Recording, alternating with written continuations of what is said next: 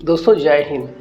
दोस्तों आज के वीडियो में मैं बात करूंगा कि भारतीय रेलवे में एएलपी और टेक्नीशियन में से कौन सा जॉब आपको चुनना चाहिए, क्योंकि बहुत सारे लोगों का सवाल है, डाउट है कि मैं कौन सा ड्यूटी अपने अनुसार चुनूं। तो हर इंसान का अलग अलग नेचर होता है, अलग अलग सोचने का तरीका होता है।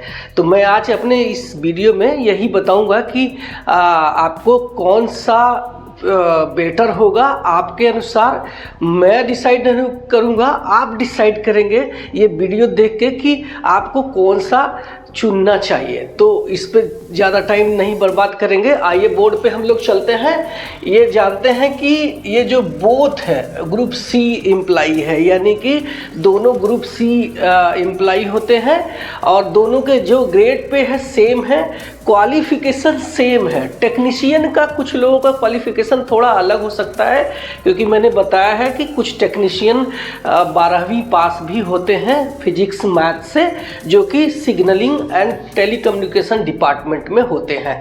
तो उनके क्वालिफिकेशन थोड़े अलग हो सकते हैं, बशर्ते ये जो हमारा जो ड्यूटी है और उनमें जो जो ये बातें हैं वो सारी बातें मैं यहाँ पे करूँगा और इस वीडियो को देख करके आप जो है डिसाइड कर पाएंगे कि आपको आने वाली वैकेंसी में कौन सी पोस्ट के लिए अप्लाई करना चाहिए और कौन सी छोड़ देनी चाहिए। तो हम बात करते हैं एएलपी का और टेक्नीशियन का। तो जॉब प्रोफाइल देख लेते हैं। सबसे पहले जॉब प्रोफाइल है, यानी एएलपी का जो जॉब प्रोफाइल है वो रनिंग ड्यूटी है, यानी कि अगर आप घूमने फिरने के शौकीन हैं, एक शहर से दूसरे शहर जाना आप पसंद करते हैं, आप चाहते हैं कि मैं ट्रेन में ड्यूटी करूं जिससे कि रास्ते में आने वाले खूबसूरत झरनों, पहाड़ों और नदियों का मज़ा लिया जा सके, लुफ्त लिया जा सके, तो आपको एएलपी बनना चाहिए। और आपका फ्यूचर में सपना है कि मैं भी ट्रेन मतलब चलाऊं, तो भी आपको एएलपी ज्वाइन करना चाहिए, क्योंकि इसमें आपको ट्रेन चलाने का मौका मिलेगा प्रमोशन के बाद।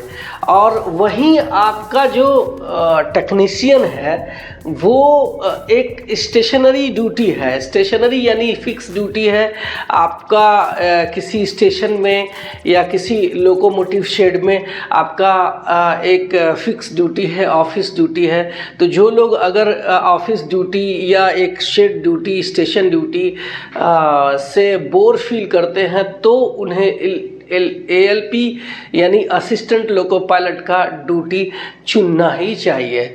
और ये जो स्टेशन टेक्नीशियन है वो स्टेशन में भी होता है और शेड में भी होता है। शेड में होगा तो लोकोमोटिव के मरम्मत का काम करेगा, उसके मेंटेनेंस का काम करेगा। और वही अगर स्टेशन पे है तो ट्रेनों के जो लाइटिंग सिस्टम है, और वही ऑफिस में जो लाइट सिस्टम है, या हमारा जो ओएचई है, जो बिजली से ट्रेनें चल रही हैं, जो ऊपर जो वायर चल रही है 25,000 kV का, तो वो उसके भी मेंटेनेंस के लिए वो टेक्नीशियन होते हैं। ठीक है, तो ये हमारा पहला हो गया जॉब प्रोफाइल। तो ये हमारा जॉब प्रोफाइल। दूसरा हम आएंगे ड्यूटी आवर्स।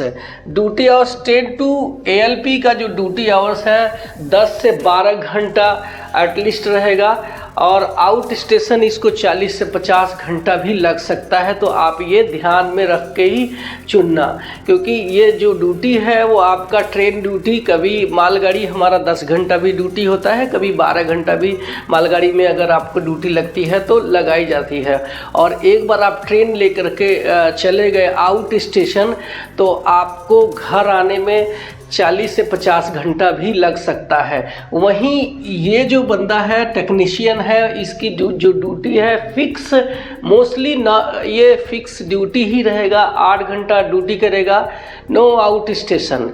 बहुत कम इनको आउट स्टेशन भेजा जाता है। जैसे मान लीजिए कि किसी लोकोमोटिव में खराबी है तो ये जब जाता है दूसरे शहर ट्रेन, तो आमतौर पे उस जो पार्टिकुलर डिफेक्ट है कोई शख्स लोकोमोटिव में, तो उसका टेक्नीशियन उस लोकोमोटिव के साथ में चला जाएगा। उसको टीए मिलता है, ट्रैवलिंग अलाउंस, लेकिन वो रेगुलर नहीं जाता है। तो ये आपको ध्यान में रखना पड़ेगा कि ये जो ड्यूटी है इसका फिक्स 8 घंटा है। 8 घंटे के बाद आकर के अपने घर पे अपना कर सकता है।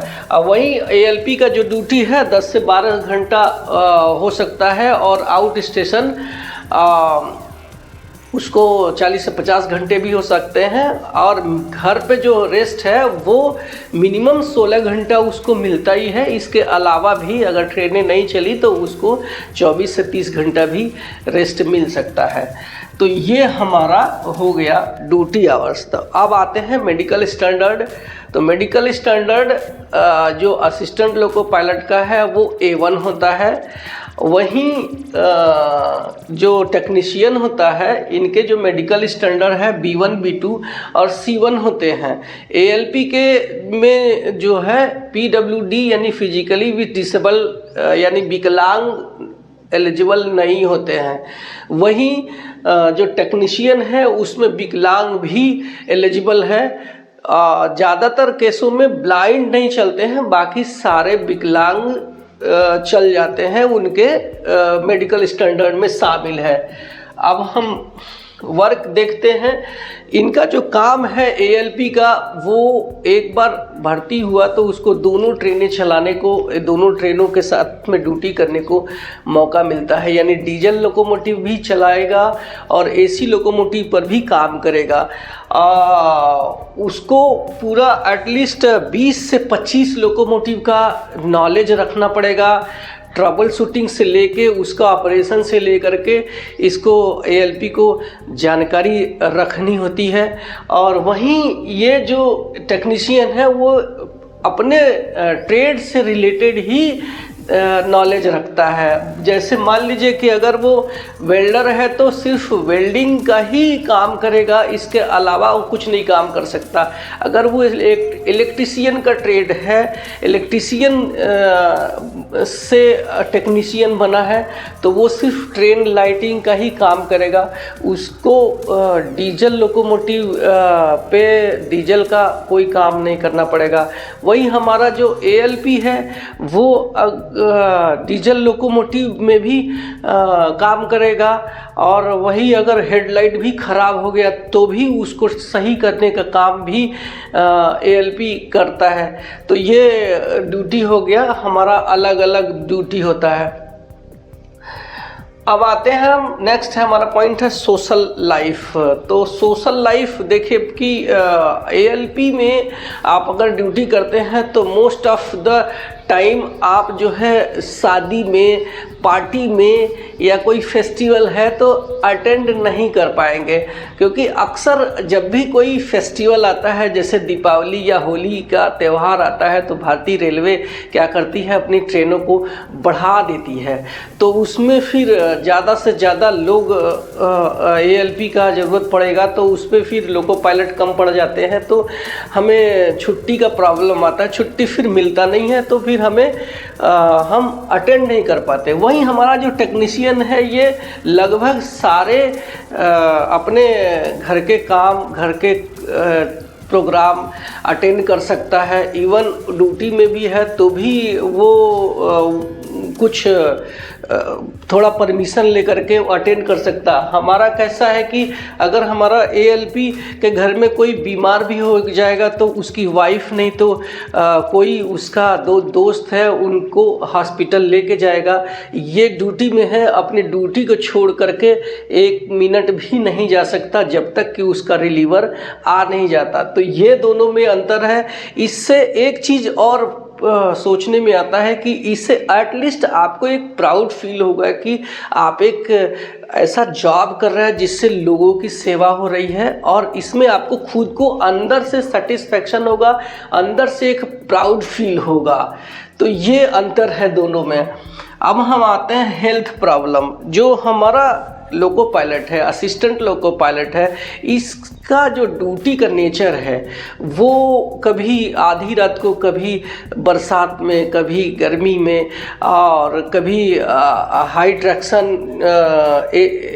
जो चल रहा है हमारा ऊपर OHE का, उसके नीचे अलग अलग इंजनों में इसका जो रनिंग ड्यूटी है, इसकी वजह से अलग अलग खान पान, इनका खाने का जो टाइमिंग है फिक्स नहीं है, कभी आधी रात को खा रहे, कभी 4 बजे खाना खा रहे, तो इसके वजह से प्रॉब्लम होने लगती है, जैसे BP हो गया, शुगर हो गया, मोस्टली पेट की समस्याएं हो जाती है, जो कि डाइजेशन की प्रॉब्लम होती है, वो होता है गैस, एसिडिटी की प्रॉब्लम होने लगती है, या फिर स्पाइनल जो हमारी रीढ़ की हड्डी है इसमें भी प्रॉब्लम हो जाते हैं, क्योंकि वो हमेशा हिलते रहता है इंजन, इसके वजह से स्पाइनल प्रॉब्लम होता है। बहुत देर तक हम नेचुरल फीलिंग्स को रोकते हैं, क्योंकि इंजन में टॉयलेट नहीं रहता है, तो उसके वजह से हमें जो नेचुरल फीलिंग है रोकना पड़ता है। उसके वजह से जो किडनी पर है वो असर पड़ता है, तो उससे किडनी के भी डिसीज़ हो जाते हैं। बाद में ये लोग अनफिट भी हो जाते हैं, क्योंकि हमारा जो मेडिकल स्टैंडर्ड है A1 है, और उसको हर एक 4 साल में रेलवे के हॉस्पिटल में मेडिकल होता ही है। अगर आप A1 मेडिकल फेल हो जाते हैं, नहीं पास होते हैं, तो आपको फिर कोई और जॉब में दे दिया जाएगा, फिर इस जॉब के लायक नहीं रह जाते हैं। तो ये हमारा ALP है। यहीं ये जो टेक्नीशियन है हेल्थ प्रॉब्लम मेंटेन कर सकता है कि, और अगर वो चाहे तो अपने जिम वगैरह किया है तो वो भी कर सकता है, और उसको उसकी फिक्स ड्यूटी रहती है। अगर 8 घंटा ड्यूटी किया तो 16 घंटा एटलीस्ट घर में मिल रहा है, तो वो अपने हेल्थ को मेंटेन कर सकता है। वही हमारा ALP है, एक बार ड्यूटी करके आए तो इतना टायर्ड हो जाता है, इतना थक जाता है कि वो फिर इस लायक नहीं है कि वो जा कर के जिम में पसीना बहाए। एटलीस्ट जब भी आप जिम में या कोई रनिंग करना चाहते हैं, योगा करना चाहते हैं, तो आपका जो नाइट ऑफ है, आपका रेस्ट होना चाहिए, तभी उसका बेनिफिट मिलता है। वरना आपको जो फ़ायदा मिलना है उसके फ़ायदा मिलने के बजाय आपको नुकसान हो जाएगा। तो ये हमारा हेल्थ प्रॉब्लम है। अब हम आएंगे प्रमोशन में। तो प्रमोशन में ALP का जो प्रमोशन है वो ALP से वो सीनियर ALP बनेगा, सीनियर ALP से बनेगा वो सीनियर सेंटर, और जो कि ट्रेनों के मूवमेंट पे वो लोग सेंटिंग करते हैं यार्ड में। उसके बाद वो लोको पायलट गुड्स बनता है जो मेल लाइन पे चलता है, और सिर्फ मालगाड़ी ट्रेनें ही चलाता है वो। उसके बाद वो लोको पायलट पैसेंजर बन जाता है, जो कि उस डिवीज़न में चलने वाली पैसेंजर ट्रेनें और मेल एक्सप्रेस ट्रेनें जैसे उसको मिलती है। खाली अगर कोई मेल एक्सप्रेस लोको पायलट छुट्टी में है तो उसको मेल एक्सप्रेस भी मिलने लगती है। उसके बाद उसको एक और प्रमोशन मिलता है, वो है लोको पायलट मेल। तो ये जो लोको पायलट मेल है वो वंदे भारत भी चलाने लगता है। तो ये हमारा प्रमोशन हो गया। अब हम टेक्नीशियन का प्रमोशन कर देख लेते हैं। तो जैसे ही कोई टेक्नीशियन रेलवे में भर्ती होता है तो उसको टेक्नीशियन ग्रेड 3 पे भर्ती किया जाता है। बाद में वो प्रमोशन से टेक्नीशियन 2, टेक्नीशियन 1, उसके बाद जूनियर इंजीनियर बनता है। फिर उसके बाद उसका प्रमोशन होता है सीनियर सेक्शन इंजीनियर में। ठीक है, तो ये हमारा इनका प्रमोशन हो गया। अब जो है सबसे लास्ट में हम सैलरी की बात नहीं करेंगे तो ये हमारा वीडियो बिल्कुल अधूरा रहेगा। कहते हैं कि जब तक सैलरी की बात नहीं हुई तो फिर सारी चीज़ें यहाँ पे हमारी बेकार हो जाती है। तो मैं आपको बता दूं कि अगर आप ALP ज्वाइन करते हैं, असिस्टेंट लोको पायलट ज्वाइन करते हैं, तो आपको पैसे की प्रॉब्लम एटलीस्ट जीवन भर यानी रिटायरमेंट तक तो प्रॉब्लम नहीं आएगी। ये मैं दावा करता हूँ, बशर्ते आपके अंदर कोई व्यसन नहीं होना चाहिए, कोई नशा नहीं होना चाहिए। नहीं तो मैंने बहुत सारे लोगों को देखा है जो मतलब अपने आप को दारू या गुटखा या कुछ ऐसा व्यसन पाल के रखे हैं जिसकी वजह से उनकी सैलरी कम पड़ जाती है और वो अपने घर खर्चे चलाने के लिए दूसरे स्टाफ से भीख मांगते हैं। तो वो चीज़ अगर आपके अंदर नहीं है तो फिर पैसे की प्रॉब्लम यहाँ पे नहीं होगी, क्योंकि इसकी जो स्टार्टिंग सैलरी है 50 से 70 हज़ार रुपये बनती है। अगर ये मेल पे चलने लगता है तो इसकी सैलरी जो है 70,000 तक भी जाती है। वहीं हमारा जो टेक्नीशियन है वो उसके जस्ट आधा यानी 35,000 ही उसको सैलरी मिलती है। तो अगर आपके पास पैसा मायने रखता है, आपको तो सैलरी मायने रखता है, तो ये आपको ALP में जाना चाहिए, क्योंकि यही ALP अगर बाद में लोको पायलट गुड्स बनता है तो उसकी सैलरी 80,000 के ऊपर हो जाती है। वही वो पैसेंजर लोको पायलट बनता है तो 1 लाख ऊपर हो जाती है। मेल ड्राइवर बनता है, मेल लोको पायलट बनता है तो इसकी जो सैलरी है वो 1.5 लाख हो जाती है। वही ये वंदे भारत अगर जैसी ट्रेनें चलाने लगता है तो उसकी सैलरी 1.5 लाख और 2 लाख के बीच में रन करने लगती है। तो ये और सैलरी के मामले में इससे डबल है। तो इससे आपको इस वीडियो से अंदाज़ा लग गया होगा कि आपको क्या ज्वाइन करना चाहिए। अगर आप चाहते हैं कि मेरे को कम सैलरी मिले और मैं 8 घंटा ड्यूटी करूं और घर पे आऊं, तो आपको ये ज्वाइन करना चाहिए। नहीं तो अगर आपको ये चाहिए कि नहीं मुझे सैलरी भी चाहिए और मुझे जीवन में एक अलग काम करना है, जिससे कि आप अगर किसी को बताओगे कि मैं एक लोको पायलट हूं तो एक तरीके से वो एक सम्मान की नज़र से देखा जाता है।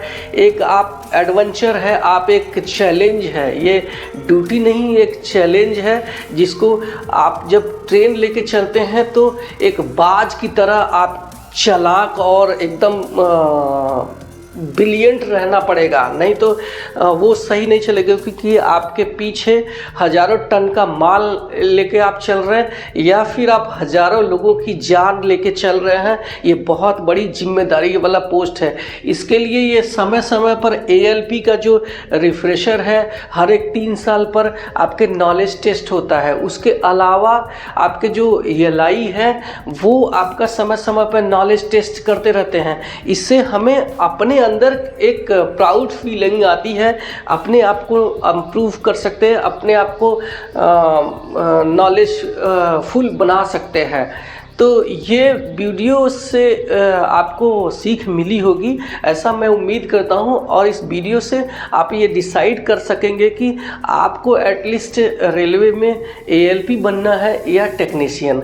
तो मेरा ये वीडियो आपको कैसा लगा कमेंट सेक्शन में ज़रूर बताना। आपका कोई सवाल भी होगा तो भी कमेंट सेक्शन में बताना और मैं उसका रिप्लाई करूँगा। और मेरे चैनल पे पहली बार आए हैं तो सब्सक्राइब ज़रूर करना, है ना। तो मैं मिलता हूँ किसी और वीडियो में अपने किसी नए टॉपिक पे। तब तक के लिए बाय बाय।